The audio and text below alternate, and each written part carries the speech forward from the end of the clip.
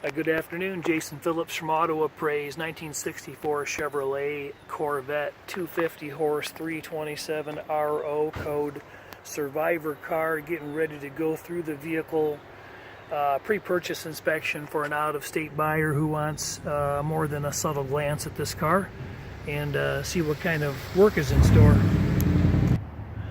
Let's start here. We'll do a quick scan of the numbers of the vehicle. Just finished up an inspection.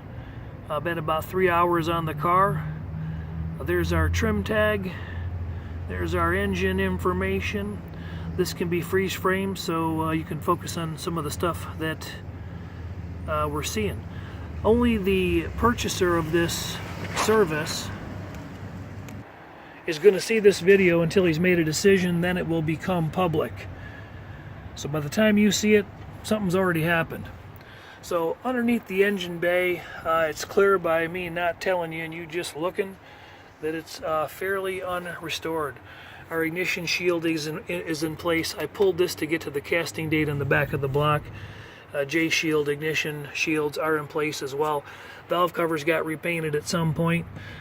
A little bit of antifreeze seeping up on the intake, and we got a little bit of a fuel leak underneath here. Original Carter carburetor. I already put the dual snorkel air cleaner back on it. We got a non-period battery and cables which have been changed. Up here we don't have any collision damage notable where the hood hinges hang on to the inner fenders. No real structural damage in here was seen. No rebuild on the suspension seen, upper or lower. That's going to probably require service. Stock style Harrison radiator. I believe that's been recorded. Stock original single line master cylinder. Engine stamp pad looks good. I was going to try to sneak in from the opposite side and show we have over 200 still photos of the vehicle outlining the assembly date, Flint assembly date, and the 250 horse RO suffix code. Casting date was difficult to scrub for. It was very greasy and dirty.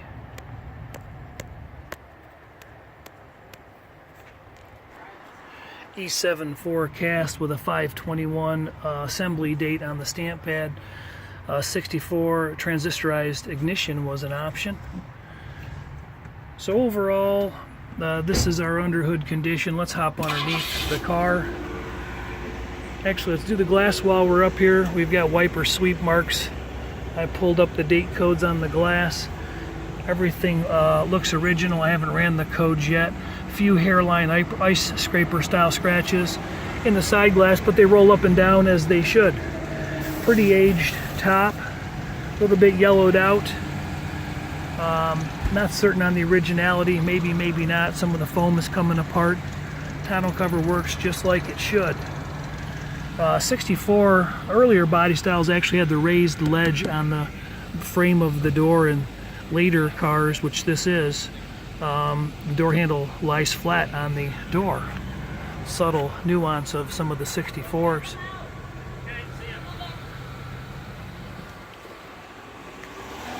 Going through the paint on this car, the car is being billed as an original survivor car. That being said, there's a few areas of nicks, touch-ups, scratches, a little bit of cosmetic damage. That headlight, that electric motor is not rotating up and down. Some hairline stress fractures, and then heading down the car, a few scrapes and bugs, and door ding chips going through it. Many might feel that the appropriate use of this in the original survivor class might be argued. You might want to say that perhaps this car is ready for a repaint. I think if it were mine, it's survived, just not survived at the level that some folks appreciate. We got a lot of lacquer checking up in this area. Can you see that in the video? There again, there's still photos of that. trying to make that more pronounced. We have the similar condition pretty much throughout the vehicle. The chrome on the bumpers is nice. The lenses are in good shape. They're stage 1 pitting on the light bezels. And then we have more of the same, a few chips, a few scratches. There's some shrinkage dots down along the bonding strip on this rear, let's call it a rear right quarter panel. Can you see those? Those only exist on the right, not on the left. You can still see a shrinkage mark there, a bond line. And combined with the possibility that we've got some overspray on the door latch, there may have been some paint work done on this vehicle at some point in time a long time ago.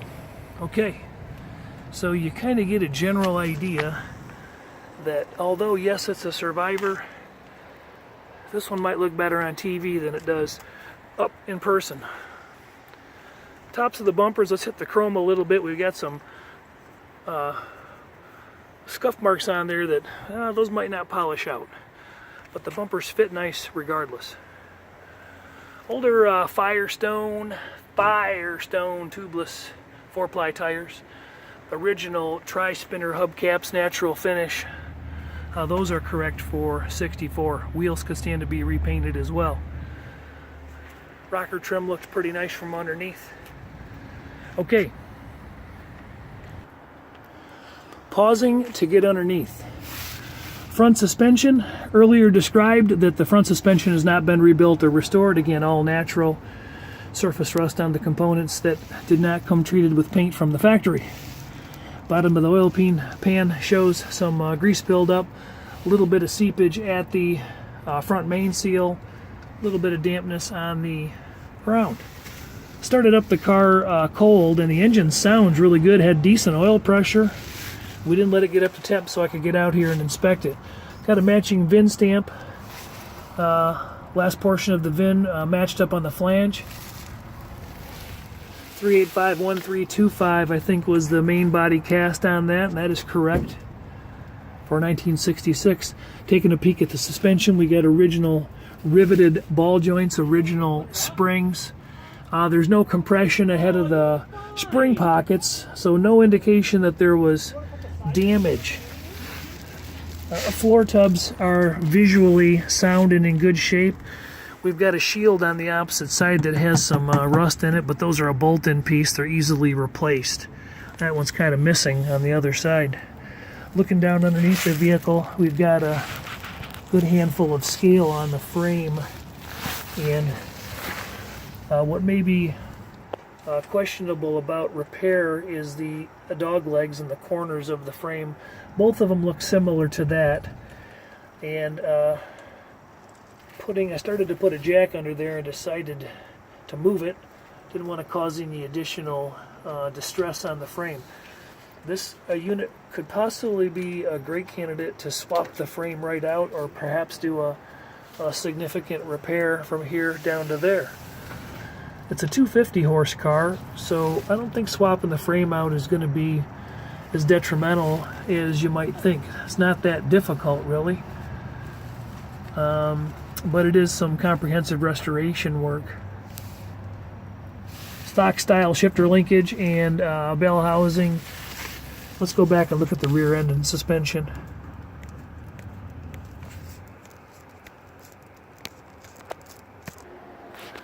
Rear leaf spring is a stock unit, stock lower control arms. Those are not adjustable, so everything is OEM correct. OEM style exhaust has been changed. A little bit of rust settling in the mufflers due to condensation and storage. Spare tire tub is complete, and there is a tire in there, and it's got a new sticker on it, so it has been replaced.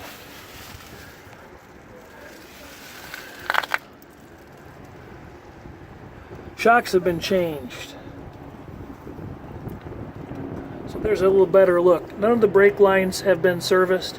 Doesn't appear the fuel lines have been serviced. A quick look at the taillight bezels. A little bit of pitting in there. It could be lived with or not. A little bit of paint. The car would be a great subject to do some repaint work on. Last look underneath before we get up, and the parking brake has been serviced, by the way. I didn't mention that earlier, but the rear dog leg here on the frame ahead of the passenger side rear tire has got some perforation, separation, let's call it.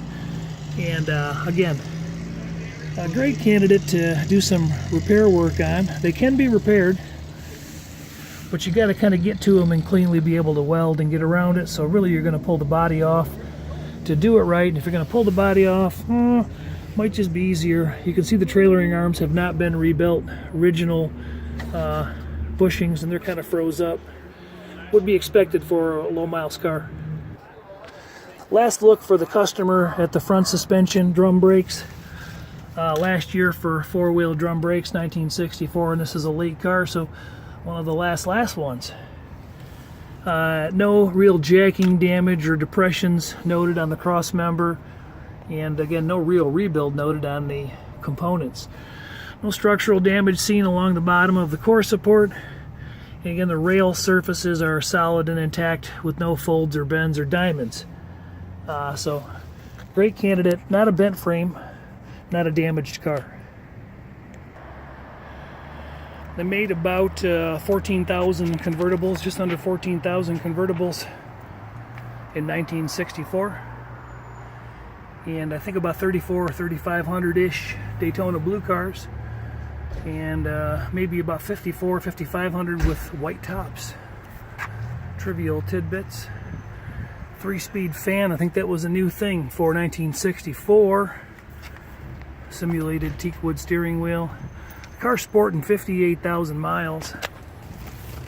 Had to put a jump box on it to get it started. The battery's no good. You can see I've been sitting here a long time. Temp's way down.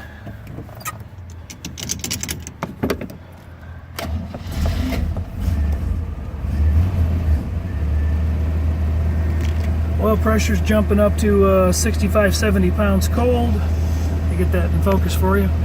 Tachometer is operating. Engine sounds good.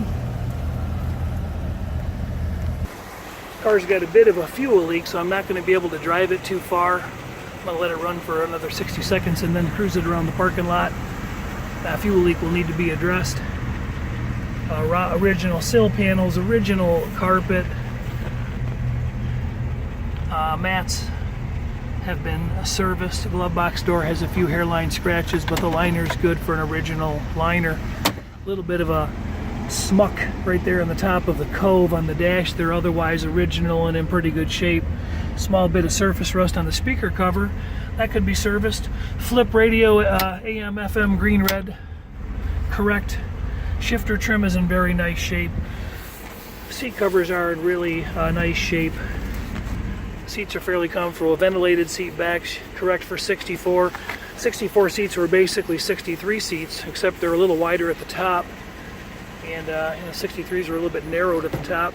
And there was an adjuster down here to bring the bottom cushion up, and they deleted that in 64. Door panels survived well. I think those could be reused easily. You could clean this interior up, maybe with a carpet kit, and it'll make a respectable looking driver. Storage compartments look nice. Tonneau cover works just fine. A little bit of paint work would be make you happy on those entrance panels. Oil's clean and full, and the antifreeze is up to snuff. A little condensation on the left bank.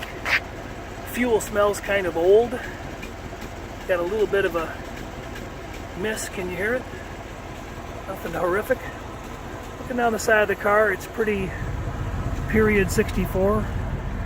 Factory type waves in the panels. Nothing unusual.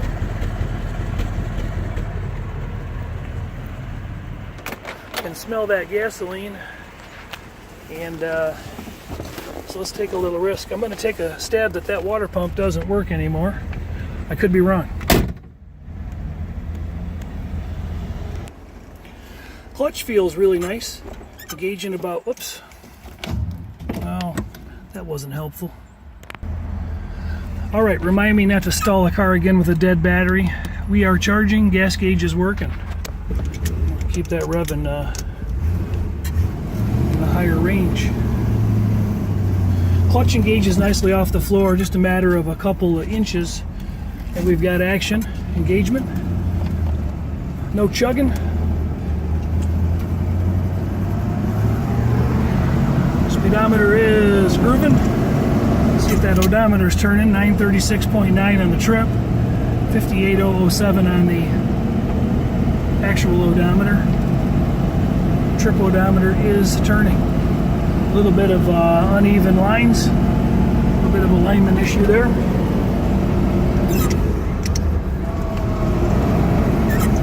Hey, how about we go to third gear?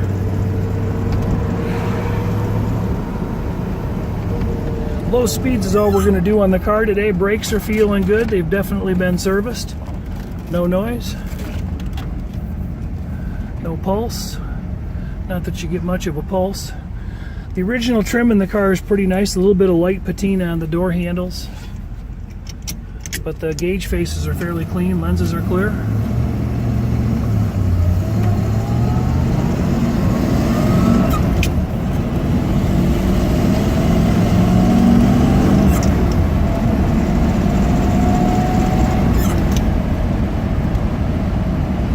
Shifts out good. Coming up to temperature now. I'll let it run for a few more minutes and hit the pause button when we get back. This is a very restorable car. Certainly could be used in the survivor class if one was able to live with the conditions that have been described here. Jason Phillips from Auto Appraise. I'm wrapping up a pre-purchase inspection for an out-of-state client on a 1964 250 horse 4-speed Corvette with a represented 58,007 on the miles. We got a fuel leak, so I got to get it in and get it shut off, and it's looking like rain.